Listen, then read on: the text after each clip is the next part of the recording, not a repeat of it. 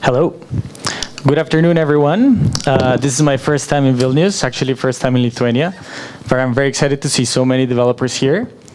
Both Lithuania and the Baltics actually are emerging as powerhouses in terms of development, so I can't wait to see what you guys are working on. I'm Felipe, I worked at Google, and I lead the new partnerships team for CEMEA, which includes Central Europe, Eastern Europe, and the Baltic countries. Today, I'm going to talk to you about what the most creative developers are doing in terms of monetization and why are they being successful, and how you can do that to reach the same levels. I've been working in business development for the past 4 years. I'm all about helping developers and brands realize the full potential of mobile. At Google, I'm all about making developers win. It's all about I strive in helping developers grow and find their passion of developing great games, developing great apps, and keep developing these apps. Before that, I worked at a company called Keep. Keep is a mobile rewards network. It's a very cool network that after you hit an achievement or you hit some moments in mobile, you will get free stuff like free drinks, coupons, or power-ups. At the end, it was named one of the 50 most innovative companies by Fast Company because it actually disrupted the traditional mobile advertisement model. I worked there for 4 years, both in LATAM and in Europe. Before that, apart from BD, I've been an entrepreneur as well.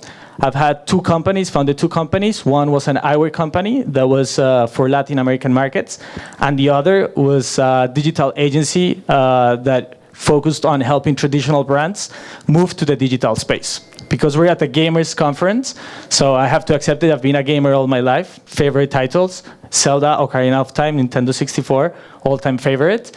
Also huge Rise of Nations fan for PC. That was the first move from console to PC for me.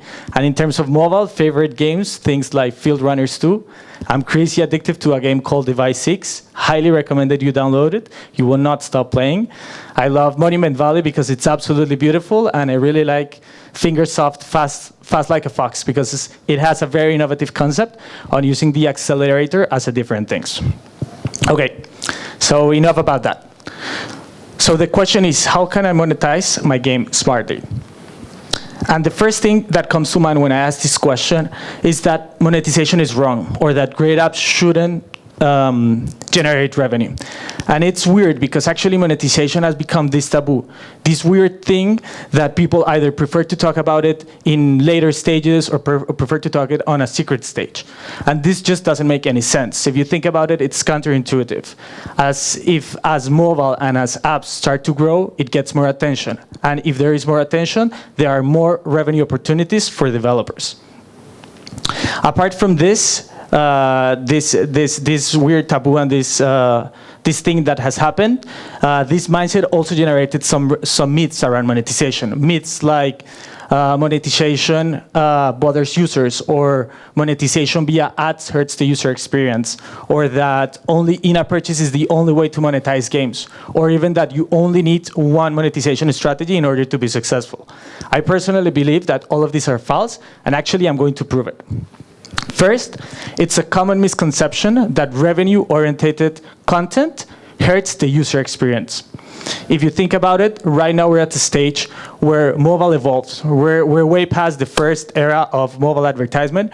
We're at the stage where users are more evolved, where users have matured, and now users understand that there's a reciprocal relationship between the user and the app or the game that they're using. And if you see up the stats, this just proves that we're moving on that direction. First of all, barely 1% of the apps right now are paid at the point of download. Moreover, a study showed that 79% of users are willing to accept monetization as a form of interacting with free content. And moreover, even 72% of the users are expecting to see advertisement where they access their favorite content. So more often than not, thoughtful and strategic monetization efforts actually help your user experience rather than hurting it. Second, thinking about in the mindset of users. How many of you click ads on mobile? Please raise your hands. Exactly, just a few. So given this, if you have a game, or if you're developing a game, would you add ads as a monetization solution? Raise up hands again. Exactly, just a few. The question I ask is why?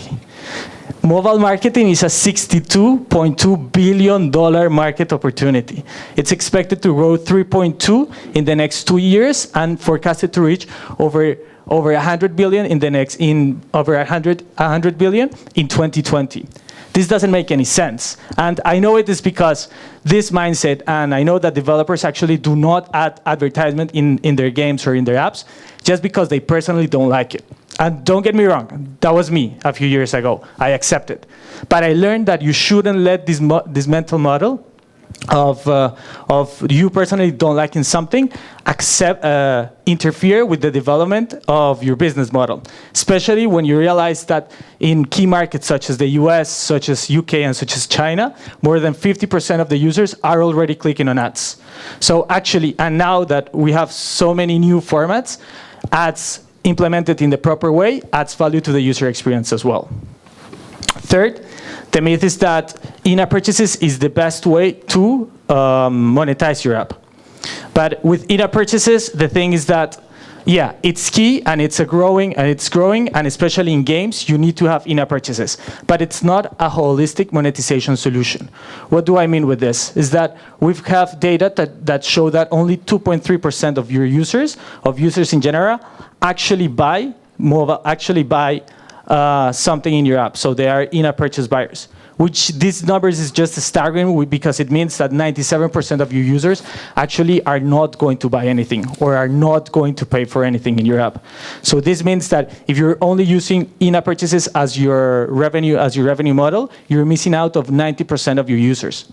And if you think about it, the next million users that are going to come online come from low GDP per capita countries. This means that they don't have any purchasing power for in-app purchases. So there must be something else, some other supported revenue format that will help you generate revenue from these other users. And lastly, I've had this talk with many developers, and it always starts with the same. I only have one business model, I only have one revenue stream, and this is the one that I'm keeping. The stats actually show the other way. So we work with many developers, we've done many studies, and it showed that the most successful developers actually diversify their business model. So from one hand, they start not only working with in-app purchases, but they start mixing models like freemium with ads, freemium with in-app purchases, subscription with direct deals, and start to be innovative in mixing and matching the different strategies in order to get the whole revenue, in order to get the whole pie that's available for game developers. And it's very important that we're talking and we're demystifying these monetization myths today, because the economy of the apps, it's maturing. What does this mean? This means that we're reaching at a point where the net number of smartphone users is going to start decreasing, meaning that it's going to flatten, and the same is going to happen with downloads. It's going to happen with downloads. This means that downloads is going to stop being a metric to portray the success of a developer. Now we're seeing that we're seeing that cumulative downloads and cumulative usage is starting to increase, which this translates. We're at the border stage. We're at the border stage of the revenue expansion boom. If you see, key markets like the US and Japan are already on the line. We've already seen, actually this year, we've seen a lot of articles come out saying that apps are dead or that downloads have started to decrease, but this is just a phenomenon that's happening. Even though downloads will decrease, we're gonna see a huge spike in revenue and a huge spike in usage. So one thing comes to mind: if we're at the border stage of this new revenue expansion, it's key for developers and for new game developers and for developers right now to understand how to monetize the game smartly and how to monetize their game in a very interesting way, so they be able to be successful in this new era of the new mobile usage. And this is where the smart concept and the smart monetization and the smart developer comes to mind. So we chose the word smart because it's a nice word. It's a word that has many feelings, many meanings. Meanings like witty, clever, knowledgeable. It also comes from taking great decisions, or it's even used to describe a process of automation, the smart coffee machine. So in this case, a smart monetization is this. It's understanding that your app that your app is huge and it's full of usable data. So it's important that you use that data with meaning. So the question is now, how can you monetize your app smartly? 3 things. First thing, you have to capture the value of each moment. So moments are everywhere, and mobile is full of moments. For Google, we're all about the I want to know, I want to go, I want to do, I want to buy moments. And all of these moments portray an opportunity for us to interact with users. In games, the most logical moment is achievement moments. Achievement moments either can be when the user passes the first level after they download the app, or when the user has spent 5 hours, 6 hours playing a game, and then he passed level 5. Moments are full of excitement, are full of emotion, and are full of surprise. And apps are full of these moments. It's actually in the nature of mobile devices and the interaction that we have with this. So it's all about capturing the moment. At Keep, they did a study about measuring the level of emotion when a user is playing a game. So using tracking cameras and using vital sensors, they actually tracked the level of emotion while the user was playing, and then when it reached an achievement moment. And actually the results are extremely logical. Users love achievements, right? You're happy, you're feeling happy, you're excited about that moment. There's some rush, like this is an endorphin rush that's running into your bloodstream. This means that this moment is a moment that we can use. This moment is a moment where the user is open, when the user is happy, when we can capture this moment to do something. And in this case, we can capture this moment, if we do it smartly, to monetize. How can you do this? So the first step is everything's about the moment, so you have to win them all. So you can use different analytical tools. Right now, tools like Firebase, Firebase Analytics that allows you to track not only moments, but allows you to track moments using app events. Using these app events, you can start tracking everything in your app.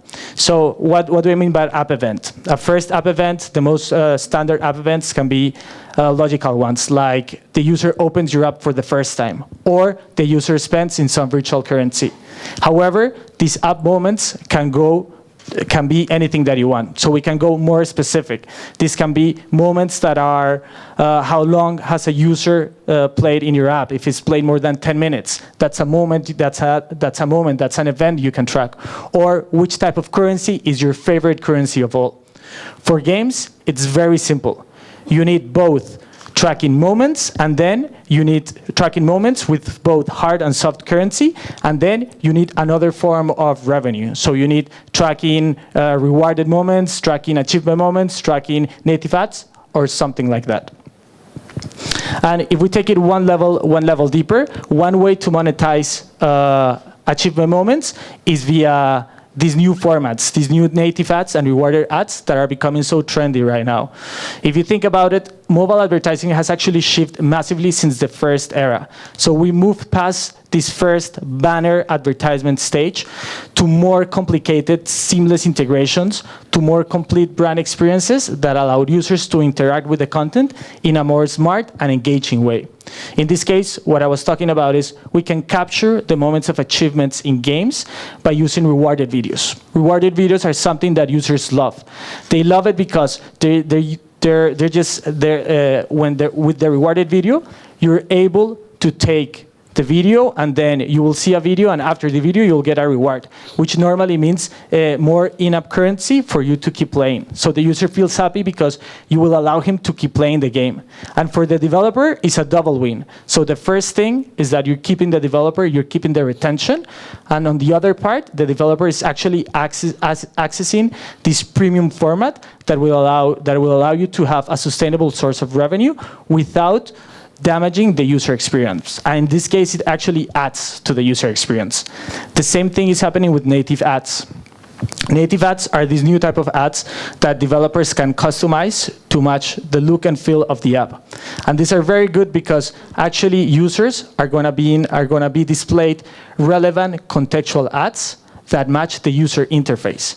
For the user, that means a lot of value because it feels like part of the content, part of the game. They're interacting with another moment inside the game. And for the developer, in this case for you, it's going to be very simple. It's accessing, again, a high relevant premium format that will allow you to have a sustainable source of revenue. Second, understand the life cycle value of your games. And this is a very important concept because as apps are like any product, they go through a product life cycle. They have the adoption, the growth, the maturity, and the decline model. Games and special monetization is the same thing. And actually, I really like this concept. This concept came up Dimitar Dragunov from Flare Games. So he used this concept to adapt the product cycle to games. And it's the hook, habit, and hobby concept. In this case, it's very simple. The hook is what draws you in. The hook is all about having some easy icebreakers, something cheap, but at the same time something valuable that the user is going to feel happy and is going to feel fulfilled about reaching. At the same time, these icebreakers will allow the user to progress faster in the game so they can reach different levels. Then, in the habit phase, this is where the game takes place. This is the actual game. So users start to progress through levels, users start to gain resources, to accumulate resources, accumulate in-app purchases, and they start to dedicate time to the everyday time of their everyday to the game. And then we're onto the hobby. This is the important part. This is where the user is actually spending most of the time thinking about the game and thinking about the different layers that the game has. So in short, the hook is what draws you in. The habit is what keeps you coming back several times a day. And then the hobby is what keeps you thinking about the game and exploring the different layers that they have. Before going into this, it's very important that you as a developer think what type of model do you want to have. Do you either want to have the king model, where you have low revenue from a high volume of users, or do you prefer a machine zone model, where you have high revenue from just a couple of super fans? And this is an important question because this will depend on the type of game that you're developing and the type of experience that you're working on. In terms of an example from the hook, habit, and hobby phase, what we have is the strategy MMO games. These are games like Game of War, Clash of Clans, Age of Sparta. These are games that portray specifically how these phases work, how these phases interact.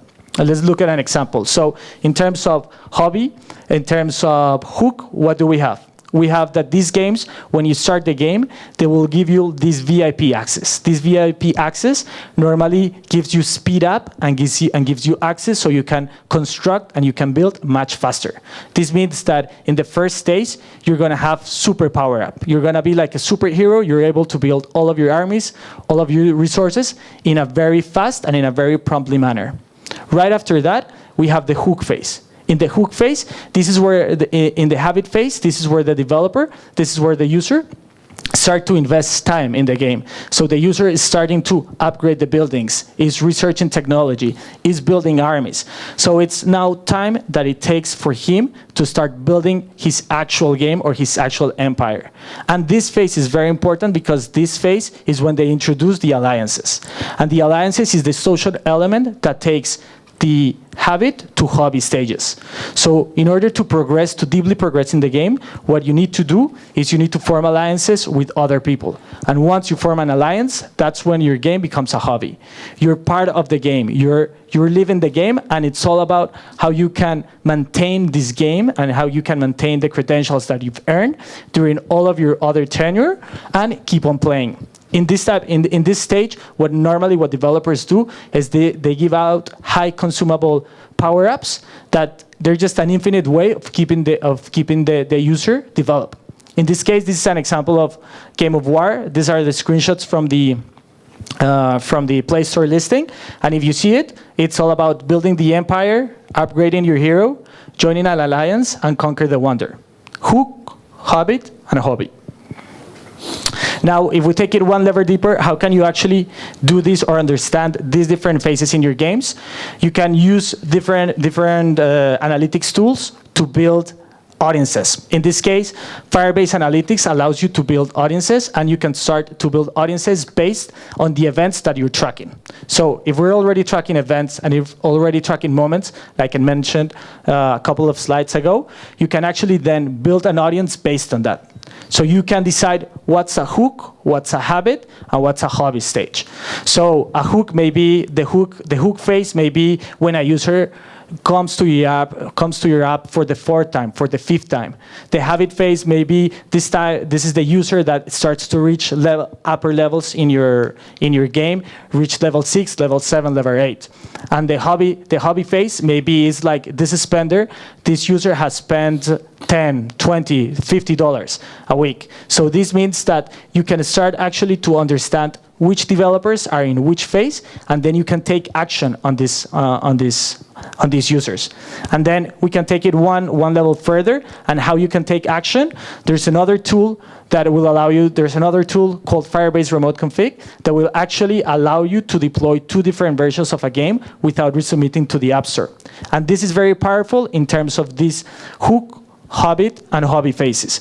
Because in this case, you're able to deploy 2 different versions for 2 different types of segments without having to change your app experience. So in this example, in the top part, we have a user that's actually on the hobby phase. He's struggling to pass to the habit phase. So what can you do as a developer? You can deploy a version where the levers are simpler, where he can progress faster, so he feels that he's going somewhere, and this will push him to take him from the first phase to the second phase. On the second example, what we have there is a guy that's still on the hook phase, but is able to progress even faster. So in order to take him to the next level, we cannot send him levels that may be a little bit boring because he has more skills. So what can you do as a game developer? You can send him a version with more complex levels. At this time, we're going to have one game with 2 different versions. And these 2 different versions are helping both users reach the different levels that you as a game developer want to be. At the same time, with these 2 different versions, you're able to monetize each of the phases according to the moments and according to the user that you're trying to target. And the third thing is realize that the value of each user. So each user is different, and each user has a different value. So if you think about it, there's some users that actually spend in your app. They're the spenders in app purchases. You may have some other users that actually click on ads, or you may even have users that they don't do any of the others, but are actually they're evangelists. They share in social media. So you have to understand that each user is different, and that each user offers different value. In this case, as I mentioned in the first slide, if only 2.3% of your users are in-app purchasers, that means that there's 97% of value that is not being measured. And if you as a game developer only use the in-app purchase metric to measure the value of your app and to measure the return of your app, you may be missing on this other 97% of value that's being left outside. Again, using the same principle that we used building the segments and building the audiences with Firebase, what can we do here is we can do different audiences based on casual gamers and highly engaged gamers. In this case, we're going to identify the different value that a casual gamer brings to my game and that a high engaged gamer brings to my game, and then we're going to try to monetize the value of these gamers. How can we do this? Again, with the same principle that we did last time. In this case, is remote config, but what we're doing here is we're dividing between two different audiences. The first audience is the highly engaged. So if this is a highly engaged consumer, this means that this is a consumer that is purchasing on your app, is doing in-app purchase. So what you want to do is actually to show him more in-app purchase ads or more in-app purchase opportunities, because you know he's a spender and this is high return for you as a developer. On the other hand, what you can do for those users that are not spending on your app and that are not likely spenders, you can have the same version of your app without having to resubmit that's showing ads from an advertisement network. In this case, you're going to have, again, same app with two different versions for two different types of users, and you're fulfilling the value of each users. Let me show you an example of what we've done at Google to do this. So we actually work with a developer called Lunosoft, and we did a test. The first test was 6 days, where there was no segmentation. We just decided to give everyone the same thing. In this case, we used 145,000 impressions to show in a purchase, to show offer well. What were the results from this? It were about 74 cents from per 1,000 impressions, or CPM, which at the end translated to $107 of revenue. Then we did a second test. In this case, we just did a simple segmentation of if it's a likely spender or not. In this case, we got the 145,000 impressions that we had, and then we divided in two. First, we allocated 6,000 impressions only to the high spenders, or to the high engaged gamers, where these gamers, of course, as you know, they're engaged with the game, they spend more, so these 6,000 impressions were monetized even higher. So the result from this was a CPM of 23.88, and the final result was $140. So just in this case, you're going to see a difference between the revenue, the monetization result from the first test and the second test. However, we used also the remaining 139,000 impressions to do advertisement network. In this case, we used interstitial ads. What does this mean? These interstitial ads were reaching users that were casual gamers that were not expected to spend on your game. The results as well were amazing. So we got, in terms of CPM, 4.22 per 1,000 impressions, and then at the end we had an incremental revenue that was not expected from the first test of 187. In total, this means that a developer using the same game, just segmenting users between high spenders and no spenders, between casual gamers and highly engaged users, he was able to increase his revenue by 500%. And if you think about it, without messing around with the user experience, because both users in this case were getting what they want to do. Either they're more in-app purchase, or they're getting ads in order to get, in this case, let's imagine they were getting rewarded ads, so they were getting ads to continue playing in the game that they like to play. This is an example of how we did it. So in this case, we have Carl, which is the non-purchaser. Carl gets the banner on top. This is a traditional advertisement banner. And on the other side, Linda, who's a purchaser, she's just seeing more ads for in-app purchase, meaning that we have two experiences on one same app. So to conclude, we have three things. First, you have to capture the value of each moment. Second, you have to understand the life cycle of your app. And third, you have to realize the value of each user. The question is, why should you spend resources in going into this?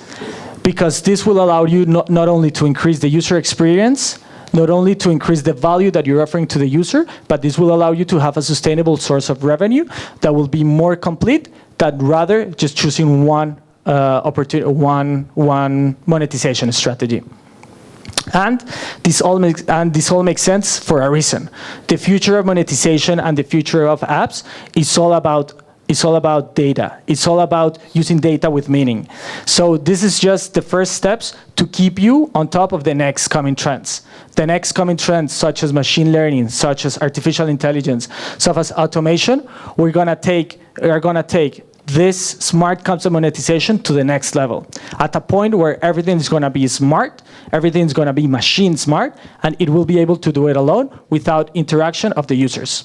So it's important, without interaction of the developer. So it's important that you as developers are on top of this right now. And those are only three things. Are you on top of the rest? And at the end, I believe like my message is the underlying message of what I want to tell you is that it's all about data. Apps and games are full of data, are full of opportunities to gather information, to gather behavior. So use this data with meaning. So we have a metaphor at Google that we like to use, is don't be the data dragon. This is the data dragon like Smaug from The Hobbit. Smaug is a big dragon that just took on the dwarf's mountain, and he loves to just sit on coins of gold. What the hell does a dragon want to do with coins, with gold? And this is the same thing. Developers, sometimes they're creating games, they're creating amazing games, they're tracking, they're gathering data, they're gathering behavior data, but they're not doing anything with it. So the important thing is that you get your data, and then you start from a data point, and then use it smartly by identifying key moments, by capturing those moments, identifying the audiences, the right audiences, and then monetizing each user with the value that they deserved. And at the end, what I want to show is that, of course, at Google, what we're trying to do is we're trying to offer developers a whole range of APIs, of solutions that will allow you to continue to do this massive innovation that games are. So we are working in each state of the development,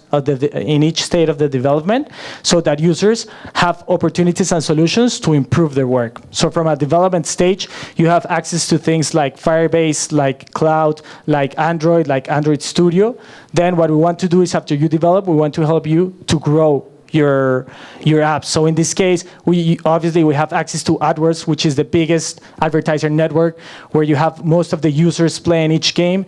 And then after you're growing your game, you can start earning. In this case, using AdMob, using the Smart Monetization tools that I just told you, and then taking it to the next level. So it's all about gathering data, capturing moments, identifying audiences, and monetizing the value, so both your users and you as a developer can take it to the next level.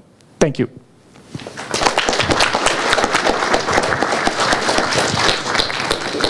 Thank you very much. We have time for a couple questions. Yes? Yes. Please, you can shout, or I can bring a microphone. Yeah. I can shout. Yeah. My question is, we actually are users of Google Analytics and Firebase Analytics as well. And in our experience, Firebase Analytics dashboard right now is way inferior to Google Analytics.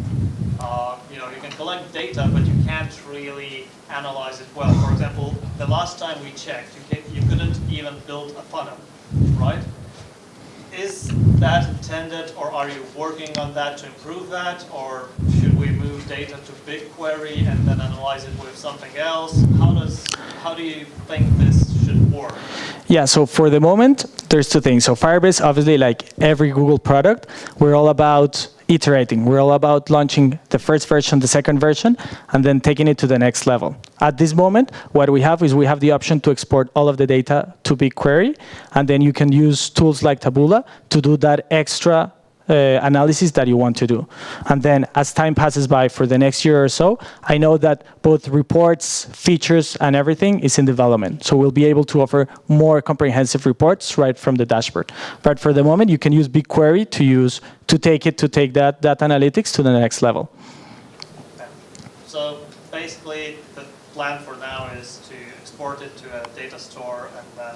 Yeah, so you can use, so like you can export absolutely everything you get from Firebase Analytics and use things like Taboola to do the analysis. Yeah, it's just, the pitch of Firebase Analytics, it's free, but it's not really free once you export it to BigQuery anymore. I understand. But for the moment, this is how we're doing it. And it's just we built Firebase Analytics with the purpose of building an analytics tool that it's create mobile first. So we moved from the concept of, for example, page views and screen views that didn't fit mobile as well, to a more tracking apps and tracking app events and tracking moments.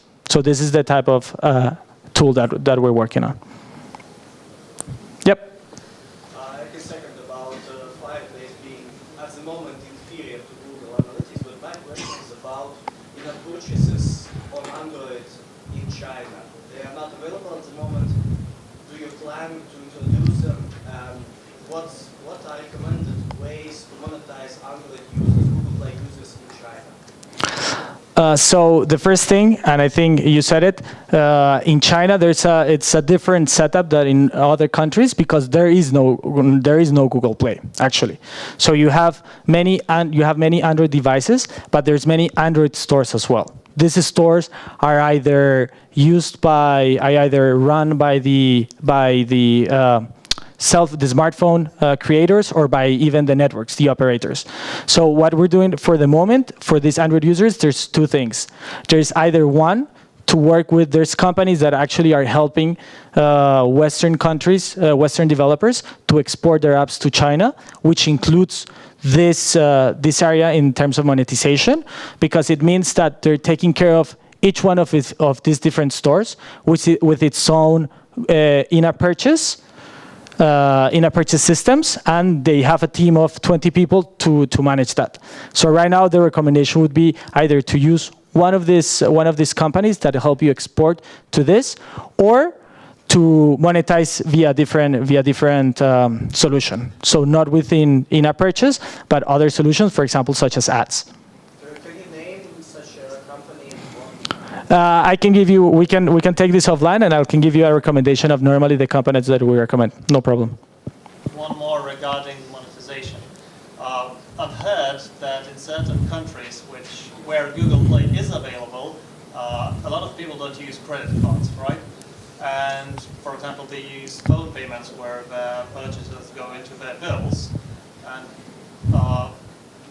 there are payment providers that provide these services, but Google Play has this policy where you have to share 30%. But is there other payment providers that work with Google to provide alternative payment methods in the countries where credit cards are not widespread? I would actually have to check with the Google Play guys to see what's their answer, because I don't know right now. We can take it offline as well, and I can get you an answer to that. The question is, how do you recognize if a user is a spender or is going to click ads?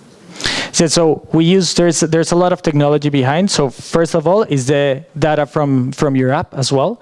So it's identifying the users that are spending or not. But for example, for Google Play users, using our solutions, we're able to know this type of user if it's a spender or not in other apps. So the likelihood of spending in your app is going to be higher if he has a spend or if he has a behavioral of spending in other apps. Okay, thank you. So everything is under the terms and conditions policy. When you're agreeing, you're giving your... Yeah, well, like everything, Google, everything about privacy is managed in a private and non-identifiable way. So this is not personal, not trackable information. This is just behavioral information of the use of data. So yeah, I would guess it's part of the Google Play policies when you download the app. Yep.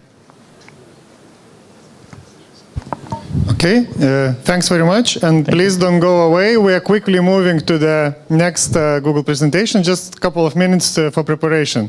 Thank you.